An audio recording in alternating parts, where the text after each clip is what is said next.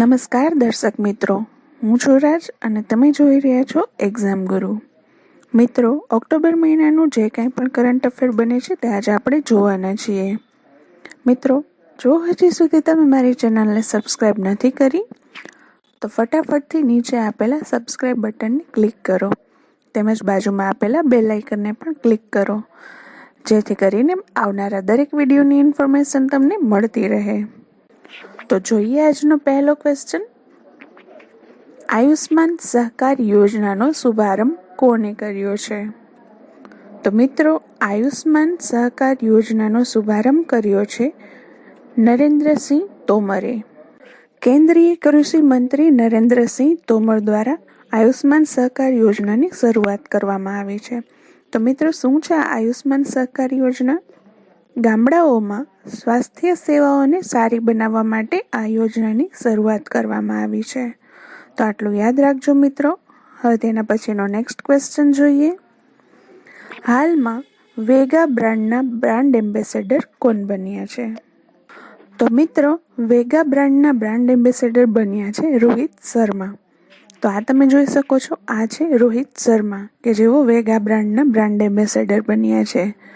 તો વેગા એ એક electronic product બનાવતી કંપની છે. તો આટલું યાદ રાખજો મિત્રો. હવે તેના પછીનો નેક્સ્ટ ક્વેશ્ચન જોઈએ.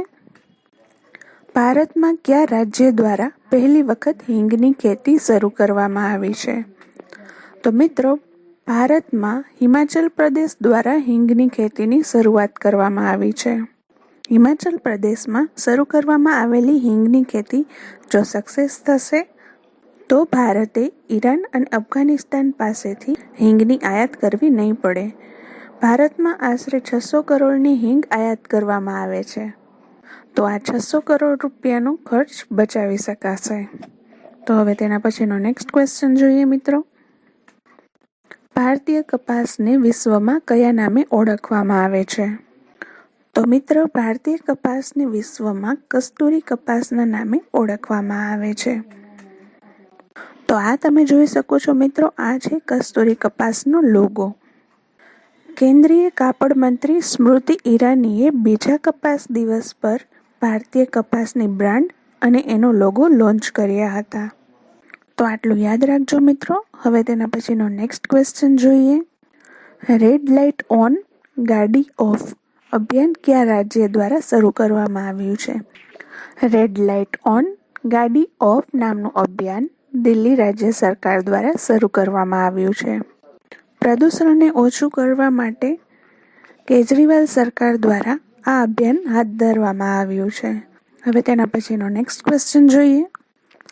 હાલમાં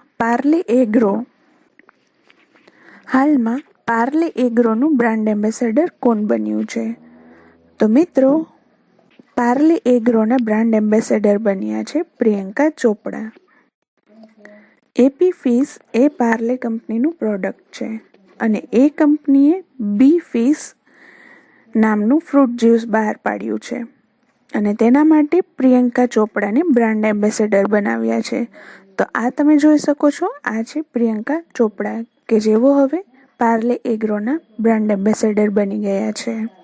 હાલમાં DRDO દ્વારા એન્ટી ટેન્ક ગાઇડેડ મિસાઇલ નાગનું સફળતાપૂર્વક પરીક્ષણ ક્યાં કરાયું છે? તો મિત્રો, આ એન્ટી ટેન્ક ગાઇડેડ મિસાઇલ નાગનું સફળતાપૂર્વક પરીક્ષણ થયેલું છે રાજસ્થાનમાં.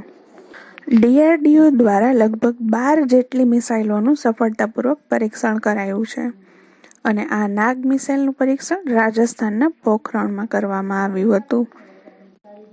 તો આટલું યાદ રાખજો મિત્રો. હવે તેના પછીનો નેક્સ્ટ ક્વેશ્ચન જોઈએ. હાલમાં IMFમાં 190મો સદસ્ય દેશ કયો બન્યો છે? તો મિત્રો, IMFમાં અંડોરા નામનો દેશ 190મો સદસ્ય દેશ બન્યો છે. હવે મિત્રો, તમને જણાવી દઉં IMF વિશે. તો IMF એટલે કે ઇન્ટરનેશનલ મોનિટરી ફંડ, તેની સ્થાપના ક્યારે થયેલી હતી મિત્રો? તેની સ્થાપના 1944માં થયેલ. તેનું હેડક્વાર્ટર વોશિંગ્ટન DCમાં આવેલું છે અને તેના MD છે ક્રિસ્ટલિના જોર્જીવા. તો આટલું યાદ રાખજો મિત્રો IMF વિશે. હવે તેના પછીનો નેક્સ્ટ ક્વેશ્ચન જોઈએ. હાલમાં નરેન્દ્ર મોદી દ્વારા વિશ્વના સૌથી મોટા મંદિર રોપવેનું ઉદ્ઘાટન ક્યાં કરવામાં આવ્યું છે? તો મિત્રો, નરેન્દ્ર મોદી દ્વારા વિશ્વના સૌથી મોટા રોપવેનું ઉદ્ઘાટન કરવામાં આવ્યું છે ગુજરાતમાં. તો મિત્રો, આ ફોટો તમે જોઈ શકો છો તેમ જૂનાગઢમાં આવેલ ગિરનાર પર આ રોપવેનું ઉદ્ઘાટન કરવામાં આવ્યું છે, જે વિશ્વનો સૌથી મોટો મંદિર રોપવે છે અને એ આવેલ છે ગુજરાતના જૂનાગઢ જિલ્લાના ગિરનારમાં. તો આટલું યાદ રાખજો મિત્રો. હવે તેના પછીનો નેક્સ્ટ ક્વેશ્ચન જોઈએ. મહારાજા ભૂપિન્દર સિંહ પંજાબ સ્પોર્ટ્સ યુનિવર્સિટીની શરૂઆત પંજાબના કયા રાજ્યમાં કરવામાં આવી છે? તો મિત્રો, મહારાજા ભૂપિન્દર સિંહ પંજાબ સ્પોર્ટ્સ યુનિવર્સિટીની શરૂઆત પંજાબના પટિયાલામાં કરવામાં આવી છે. તો આટલું યાદ રાખજો મિત્રો. હવે તેના પછીનો નેક્સ્ટ ક્વેશ્ચન જોઈએ. હાલમાં કયા રાજ્યની હાઈકોર્ટે અદાલતની કાર્યવાહીની લાઈવ સ્ટ્રીમિંગ શરૂ કરી છે? તો મિત્રો, હાઈકોર્ટની લાઈવ સ્ટ્રીમિંગ શરૂ કરનાર રાજ્ય બન્યું છે ગુજરાત. તો આટલું યાદ રાખજો મિત્રો. ગુજરાતની હાઈકોર્ટની કાર્યવાહીને યુટ્યુબ પર લાઈવ સ્ટ્રીમિંગ દ્વારા જોઈ શકાશે.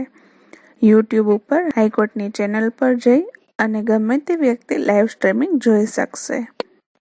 તો આટલું યાદ રાખજો મિત્રો. હવે તેના પછીનો નેક્સ્ટ ક્વેશ્ચન જોઈએ. ડિજિટલ લાઇબ્રેરીની શરૂઆત કયા રાજ્ય દ્વારા કરવામાં આવી છે? તો મિત્રો, ડિજિટલ લાઇબ્રેરીની શરૂઆત ઉત્તર પ્રદેશ રાજ્ય દ્વારા કરવામાં આવી છે. જે વિદ્યાર્થીઓ મોંઘા પુસ્તકો ખરીદી નથી શકતા તેવા વિદ્યાર્થીઓને આ લાઇબ્રેરીથી મદદ મળશે. તેમજ આ લાઇબ્રેરીમાં 35,000થી વધારે ઈ પાઠ્ય સામગ્રી ઉપલબ્ધ છે, જેથી કરીને વિદ્યાર્થીઓ વધારે ને વધારે તેનો ઉપયોગ કરી શકે. તો હવે તેના પછીનો નેક્સ્ટ ક્વેશ્ચન જોઈએ. રાષ્ટ્રીય એકતા દિવસ ક્યારે મનાવવામાં આવે છે? તો મિત્રો, રાષ્ટ્રીય એકતા દિવસ 31 ઓક્ટોબરના રોજ મનાવવામાં આવે છે. સરદાર વલ્લભભાઈના જન્મદિવસને રાષ્ટ્રીય એકતા દિવસની જેમ મનાવવામાં આવે છે અને આ વખતે સરદાર વલ્લભભાઈ પટેલની 145મી જન્મ જયંતિની ઉજવણી કરવામાં આવી છે. ગુજરાતના નર્મદા જિલ્લામાં આવેલ કેવડિયા ખાતે નરેન્દ્ર મોદીએ સરદાર પટેલ પ્રાણી ઉદ્યાનનું ઉદ્ઘાટન કર્યું હતું. તો આટલું યાદ રાખજો મિત્રો. ઓકે મિત્રો, તો આ હતું અત્યાર સુધીનું જે કાંઈ પણ કરંટ અફેર બને છે તે. મિત્રો, જો તમને મારી ઇન્ફોર્મેશન સારી લાગી હોય તો મારી ચેનલને સબસ્ક્રાઇબ કરી તેમજ લાઇક અને શેર કરવાનું ભૂલશો નહીં. તે સાથે જ મળીશું નેક્સ્ટ વિડીયોમાં. આવજો મિત્રો.